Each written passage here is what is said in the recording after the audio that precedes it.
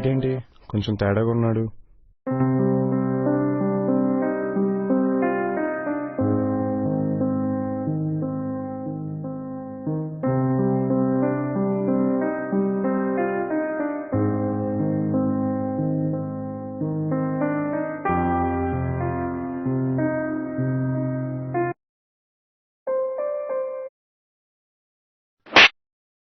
రే, ఎవడరా నువ్వు?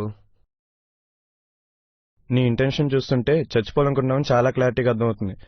అయినా నా దెబ్బనే తట్టుకోలేని వాడి ఇక చావు నెంబరిస్తావు. ఎహే, ఎగ్జామ్లో ఫెయిల్ అయ్యావా, పోనీలో ఫెయిల్యూరా? అసలు నీకెందుకు చెప్పాలరా? ఎలాగో చచ్చిపోబోతున్నావు, కాస్త చెప్పు చచ్చిపో. రే, అంత జోక్గా ఉందా నా చావంటే? నాకు కాదు, నీకు సరదాగా ఉంది. అసలు ఎందుకు చచ్చిపోవాలనుకుంటున్నావు చెప్పు బాసు.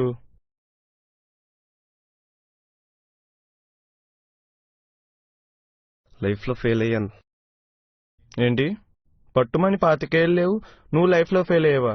ఈ రోజుల్లో 25 అన్నీ అనుభవించేసి సాధించేసి ఈ 25 జీవితం అనుకుంటున్నావు. ఇంకా చాలా జీవితం ఉంది, ఉంటాం ఓ 60-70 ఏళ్ళు. ఏమీ సాధించలేదు ఈ జీవితంలో అని బాధపడే బదులు ఏదైనా సాధించాలని కష్టపడితే పోలే?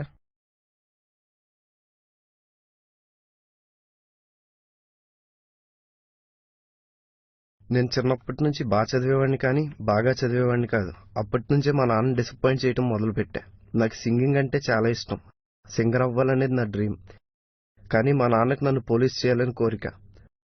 నాకు పోలీస్ అవ్వడం ఇష్టం లేదు. అలా అని మా నాన్నకి చెప్పే ధైర్యం లేదు. పారిపోయి బతికే శక్తి లేదు. అదీ కాక నేను ప్రేమించిన అమ్మాయి నా ప్రేమను అర్థం చేసుకోలేదు. ఇలా ఎటు చూసినా నాకు కష్టం.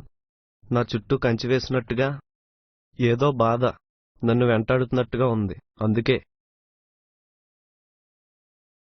ఇలా.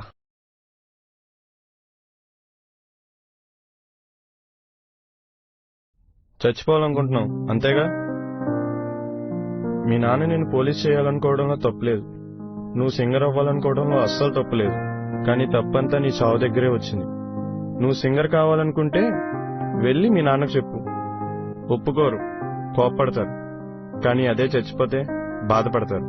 కోపానికి బాధకి చాలా తేడా ఉంది తెలుసు అనుకుంటున్నాను. కోపం కొన్ని రోజులు మాత్రమే ఉంటుంది, బాధ జీవితాంతం బాధిస్తూనే ఉంటుంది.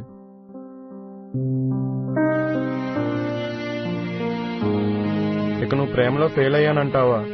ఆ విషయానికి వస్తే నీ ప్రేమలో నిజంగా నిజాయితీ ఉంటే నిన్ను ప్రేమించినందుకు ఆ అమ్మాయి దురదృష్టవంతురాలు, నువ్వు కాదు. మరో జన్మంటూ ఉంటుందో లేదో తెలియదు, కానీ ఉన్న ఈ జన్మైనా హ్యాపీగా గడుపు.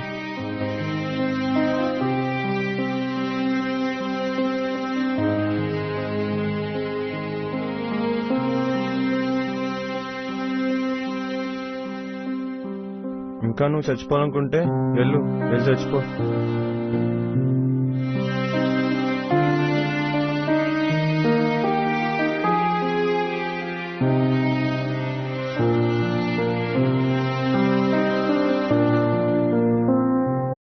ప్రతి చిన్న విషయానికి సూసైడ్ చేసుకుంటున్న ఈ రోజుల్లో జీవితం చాలా విలువైందని చెప్పడానికి చేసిన చిన్న ప్రయత్నమే మా ఈ సినిమా.